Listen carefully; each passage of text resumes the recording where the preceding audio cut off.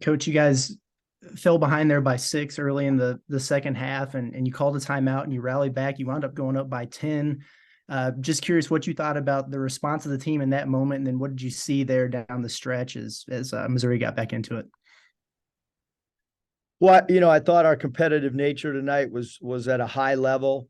We just it's a basketball team that has not figured out how to win down the stretch, but from a competitive standpoint and playing hard, some of the things that we've worked on the last few days, foul shooting was much improved at 89. I just have never coached in a game where 4 players foul out. And the opposition shoots 40 free throws. That's 36 free throws, 36 free throws, and 40. We haven't caught any breaks. Every team's got to try to create the breaks for themselves. Composure down the stretch, a young team, a lot of new faces, critical turnovers around the rim, critical turnovers, critical turnover on the baseline. So the 21 turnovers, it's in a basketball game is way too many.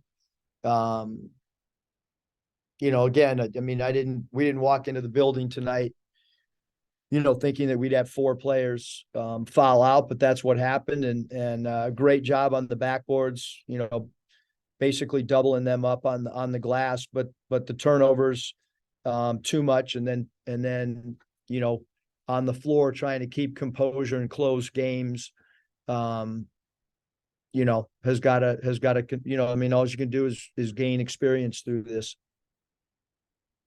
Touch. Coach, you mentioned all the fouls and the free throws. It seemed like you and some of your players were really frustrated with some of the calls. What did you think of the way the game was called? Yeah, Hutch, I can't talk about the officials. We send stuff in and that's we're kind of tired of talking about it. I give Missouri credit. They beat us.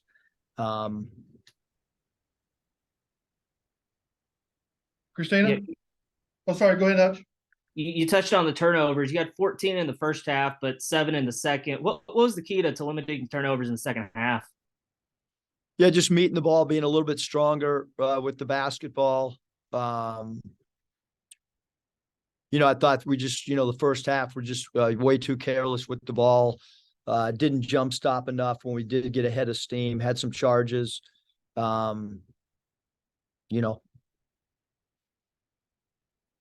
Christina? Coach Jordan Walsh played really well, but obviously fouled out early. Just what was he doing better offensively? And then what are you telling him he needs to do to stay on the floor? Well, he would have played based on his productivity tonight. He would have played a lot more, but he played 13 minutes and fouled out. So, we're trying to continue to build his confidence, continue to tell him to take open shots. Him fouling out tonight was extremely crucial. We were plus 13 when he was in the game for his 13 minutes. This is what happens when you have, freshmen.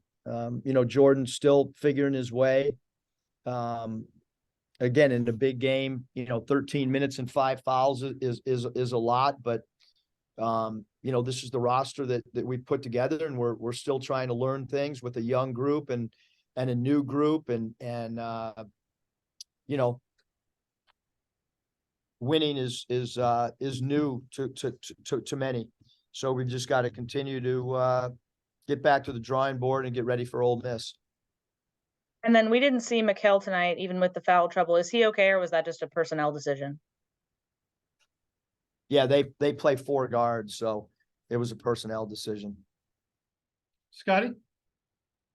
Yeah, Eric, I'm just curious what your main takeaway from this is. Like, you had some positive things happen, but you mentioned the defending without fouling and turnovers kind of reared their head again. As a coach and a coaching staff, you want your team to play as hard as they possibly can. I thought that was the case tonight. It's a team that just does not, has not figured out how to win in crunch time. And so that's our coaching staff's job, to continue to talk and break down late game situations and,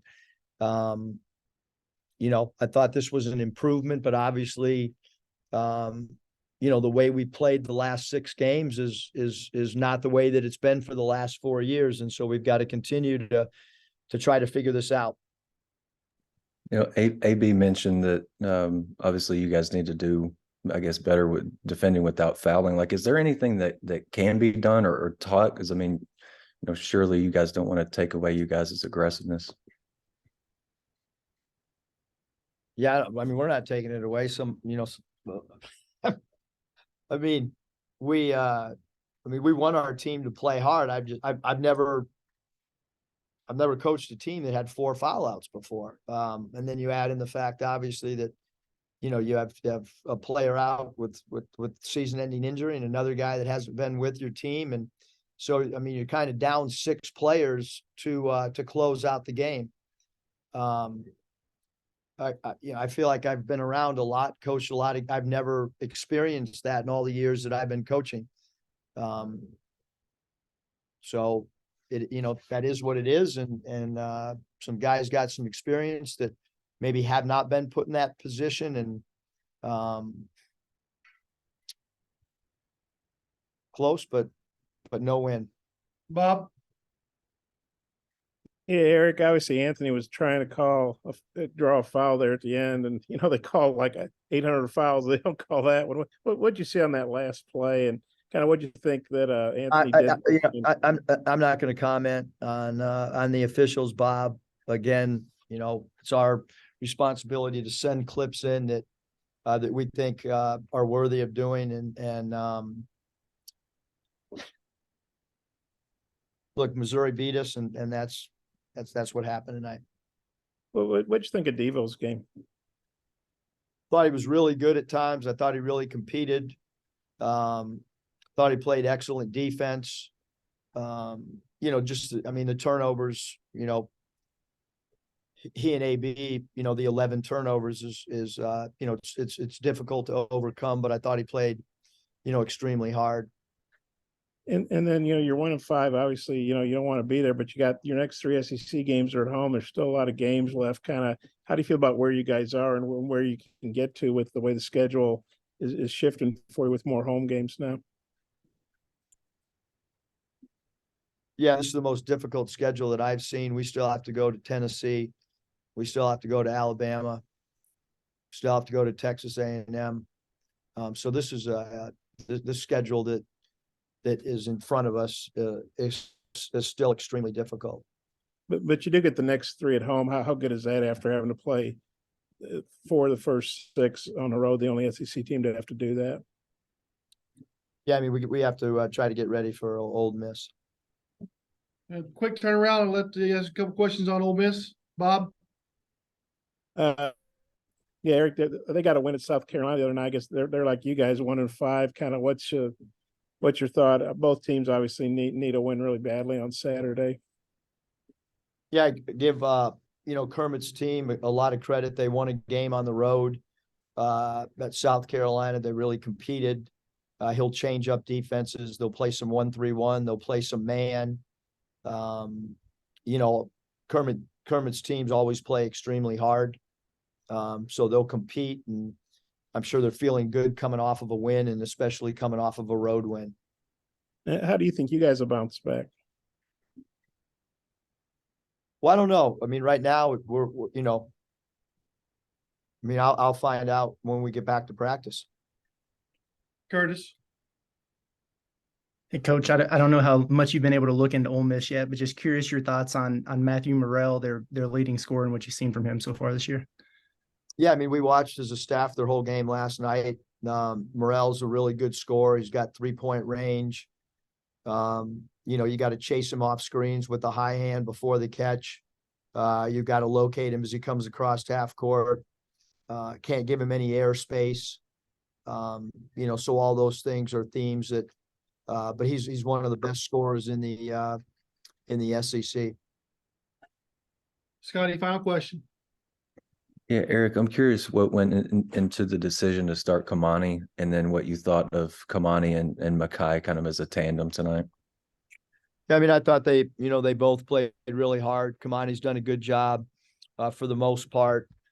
from a defensive standpoint. Although he was minus 14 in 30 minutes, but I thought his effort was really good.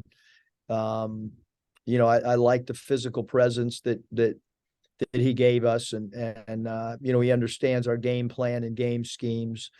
So I thought he did a really good job. I mean, we led for 27 minutes tonight.